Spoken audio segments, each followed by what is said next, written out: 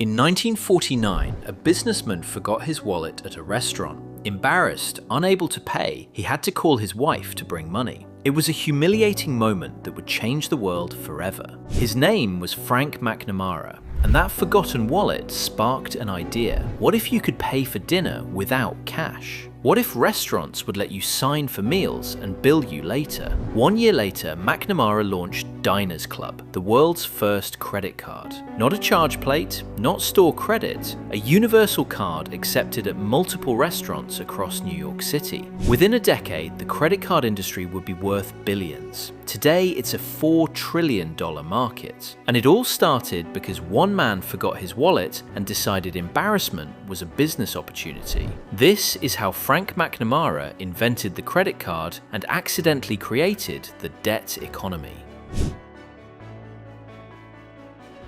The story goes like this. February 1949, Frank McNamara was dining at Major's Cabin Grill in New York City with his lawyer Ralph Schneider and McNamara's friend Alfred Bloomingdale. The meal ended, the check arrived. McNamara reached for his wallet. It wasn't there. He'd left it in another suit. Panic, embarrassment, the kind of social humiliation that sticks with you. His wife had to rush to the restaurant with cash to pay the bill. Most people would have laughed it off. McNamara obsessed over it. Why should forgetting your wallet mean you can't pay? Why couldn't restaurants just bill you later, like a tab? The idea germinated. Create a card that worked at multiple restaurants. A universal charge card that would prevent anyone from suffering the same embarrassment. Whether this story is completely true or partly mythologized doesn't matter. What matters is McNamara acted on the idea.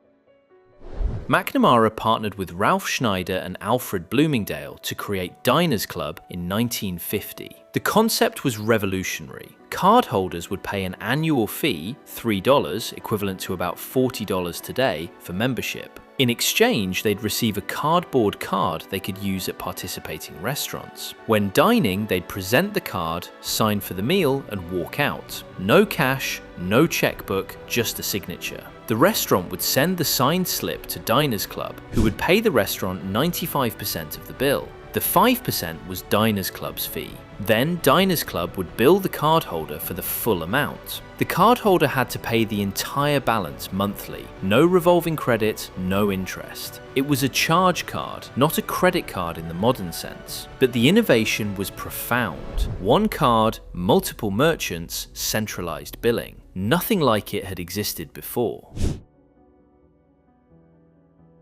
In February 1950, Diners Club launched with 200 cardholders and 14 participating restaurants in New York City. McNamara personally knew many of the restaurant owners, which helped secure their participation. The pitch to restaurants was simple. You'll get more customers. Diners Club members will choose restaurants that accept the card, and you only give up 5%, a small price for increased business. The pitch to cardholders was equally simple. Convenience and status. No more carrying large amounts of cash, no more checkbooks, and membership in an exclusive club that sophisticated New Yorkers used. The first year was rough. Many restaurants were skeptical. Cardholders sometimes forgot to bring their cards. The billing process was manual and error-prone. But slowly it caught on. By the end of 1950, Diners Club had 20,000 members and hundreds of participating restaurants.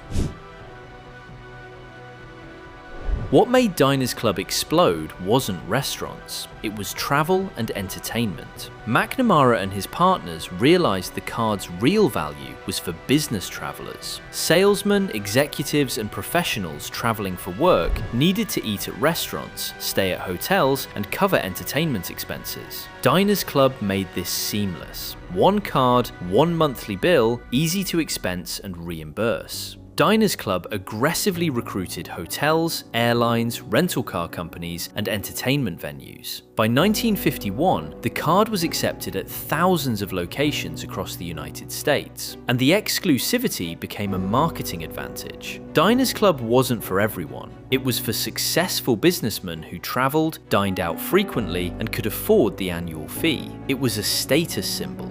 By 1958, Diners Club had over 1 million cardholders and was accepted at 25,000 plus establishments worldwide. McNamara had created the first global payment network.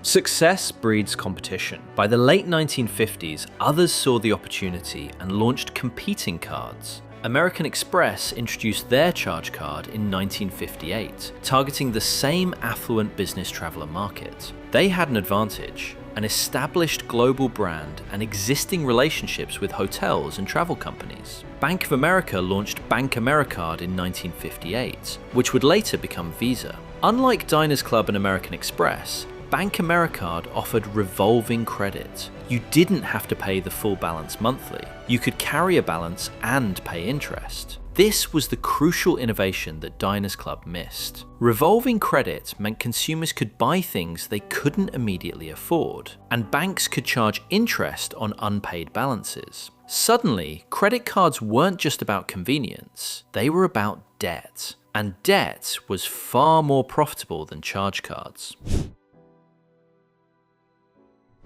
By 1952, just 2 years after founding Diners Club, Frank McNamara had had enough. He sold his stake in the company for $200,000, about $2.3 million today, and walked away. It seemed like a good deal at the time. Diners Club was profitable, but still small. McNamara had other business interests. He didn't see the massive growth coming. It was one of the worst financial decisions in business history. Had McNamara held his stake, he would have been worth hundreds of millions as Diners Club expanded globally through the 1950s and 60s.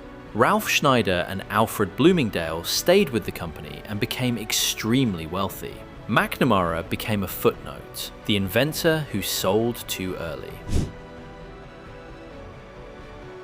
What McNamara created in 1950 evolved rapidly. Diners Club proved the concept worked. American Express refined it. Bank AmeriCard revolutionized it with revolving credit. By the 1960s, credit cards were everywhere. Visa and MasterCard emerged as networks connecting thousands of banks. The industry exploded. Today, Americans hold over 500 million credit cards. Outstanding credit card debt exceeds $1.2 trillion.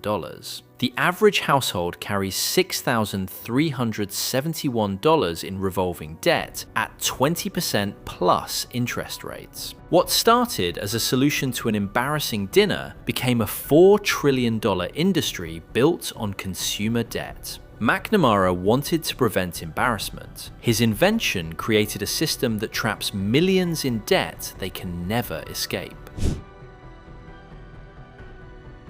McNamara couldn't have foreseen what credit cards would become. He created a charge card for convenience. You still had to pay the full balance monthly. No debt, no interest. But when banks added revolving credit, everything changed. Suddenly, credit cards weren't about convenience. They were about spending money you didn't have and paying interest forever. The psychological impact was profound. Cash feels real. Handing over physical money creates pain.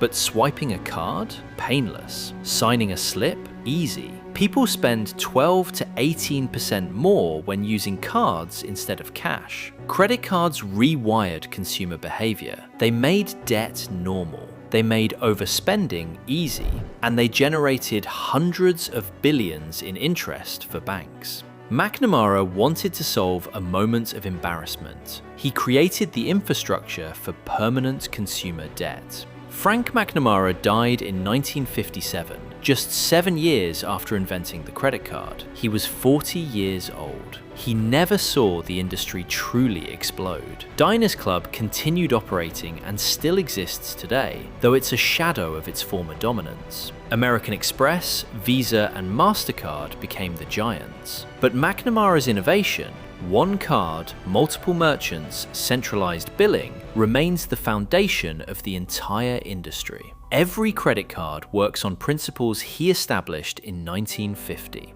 The question is, would McNamara be proud of what his invention became? He wanted convenience and dignity. His invention created $1.2 trillion in consumer debt, trapping millions in minimum payments and 20% interest rates. In 1949, Frank McNamara forgot his wallet at a restaurant. Embarrassed, he decided to create a solution, a card accepted at multiple restaurants so no one would face that humiliation again. In 1950, he launched Diners Club, 200 cardholders, 14 restaurants, and an annual fee of $3. It was the world's first credit card. Within 8 years, over 1 million people carried Diners Club cards. Competitors launched. The industry exploded. McNamara sold his stake in 1952 for $200,000 and died in 1957, never seeing the revolution he started. Had he held his stake, he'd have been worth hundreds of millions. Today, credit cards are a $4 trillion